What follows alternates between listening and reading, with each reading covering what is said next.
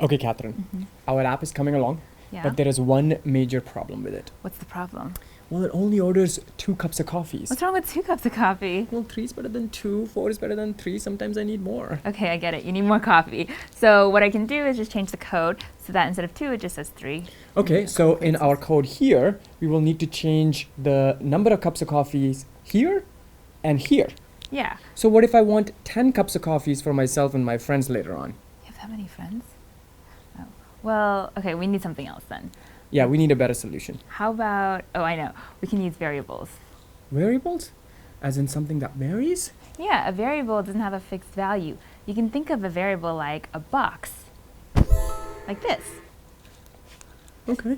Yeah, so this is a variable, it's a box, and you can put a value inside of it. It says int. Yeah, int stands for integer. Okay, so you can put an integer or a number inside of this box. Exactly. And you can even give it a name. Let's call it number of cups of coffees ordered. Okay. We need to pick a long name. Ordered. Barely fits. Okay. Okay. So now we can refer to this variable using this name in the code instead of putting the value 2. Okay. And later we can also update it if we want. So let's put the value inside now. How are we going to do that? Well, I have some Post-its. Where did those come from? Let's call the number of cups of coffees ordered to be 2. Why only 2? 1 for me and 1 for my friend Catherine. Thank you. So now we have a variable that is called number of coffees ordered, and it holds the value 2. Let's implement this in our code. Before, we were using a literal value to represent the quantity of coffee cups ordered. A literal means a fixed value, like the number 2. Technically, the 5 and this 2 are also literal values, but we're just talking about using literals for the quantity right now.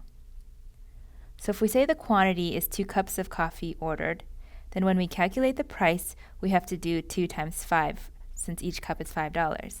If we want to charge the customer for a paper cup, because they didn't bring their own cup and they like to waste trees, then we charge them $2 per cup. So that's 2 cups times $2.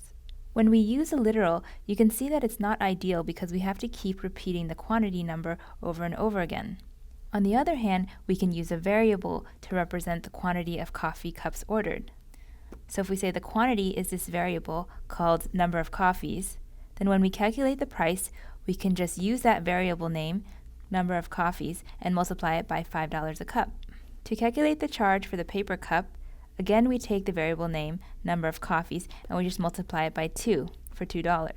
So the difference between these two is that instead of the actual literal value, we use a variable, and then the value of that variable will be substituted when we actually evaluate this expression. So when we go and calculate the price, we just have to go check what this value is before we multiply it by 5. The one additional step that you need to do when you use a variable is in the beginning to set the variable number of coffees to have an initial value. In this case, we set it to have an initial value of 2, which is also a literal, but this time we only use the literal in one place instead of in multiple places. The end result is still going to be the same because number of coffees will map to the value 2, so the quantity will still be 2, the price will still be 10, and the paper cup charge will still be 4. The real advantage to this approach is that you can change the variable value at any time. Say I want to change the number of coffees to be 3. I just need to change it in one place here, and then everything else is still accurate. The quantity is still the number of coffees, which now has a value of 3. The price is now number of coffees times 5, and the value is 3 times 5.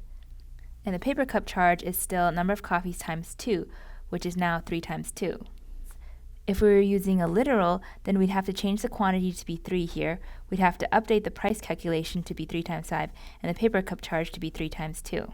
So when we use a variable, we don't have to refer to the specific value each time. We can just refer to the variable name, and that will automatically get us the latest value in that variable.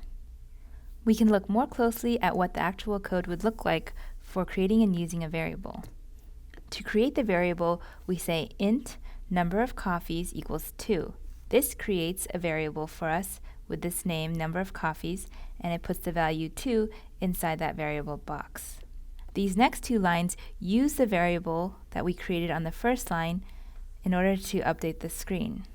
So we can display the number of coffees, which involves looking at that variable and checking the value inside, which is 2, so we show 2 here. And then to display the price, we look at the value of the variable, number of coffees, which has 2 inside, and so we say 2 times 5 equals 10, and so the price is $10. I can easily change this code so that the number of coffees ordered is 3 instead of 2. For the box that represents our variable, number of coffees, now we put 3 as initial value inside this variable. These 2 lines of code don't have to change though because we are using the variable name. When we call display number of coffees, the value in this variable is 3, so we show the quantity 3. To display price, we look at the value for the number of coffees, which is 3, and we multiply that by 5, so that gives us $15. This is what the code change would look like in Android Studio. Currently, it's using the literal value of 2 for the quantity. Instead, let's create a variable. I'll type int number of coffees 2. So now I have a variable with the value 2. By the way, this text is grayed out and it says variable number of coffees is never used because I never referred to it again, but I'm about to use it now. Instead of displaying the literal value 2, I'm going to switch it to use the variable name. It pops up as an autocomplete option, so you can just hit enter and it fills it in automatically for you. Then this variable name is no longer gray because now we've used it in at least one place. I can do the same for display price. Instead of using the literal value of 2, I'm going to change it to be the variable number of coffees, and I just hit enter to autocomplete. Technically, I could also create a variable for the price value of 5. However, it's only used in one place, so I might as well just leave it as the literal value. Okay, now let's save the code and run it on the device. And this is what it looks like on the device. When you hit order, the quantity is 2 and the price is $10.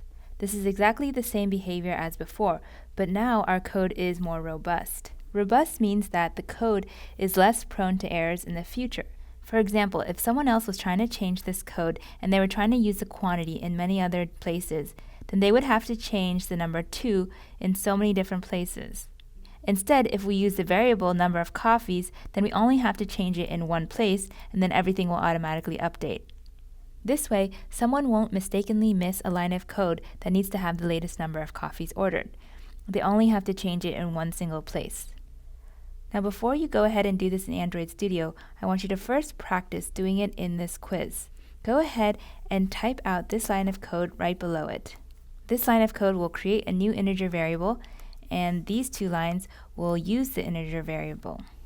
The reason why I want you to practice this first is that you can pay attention to every single character when you type it. Otherwise, if you miss a character, you may get an error in Android Studio, and it may be hard to read the error message. So go ahead and type it exactly as you see it. This is helping you become aware of every single character here, whether it's a capital letter or a lowercase, or if there's no spaces, or if there is a space. You'll also start getting used to the rules of Java in terms of creating a variable or using a variable.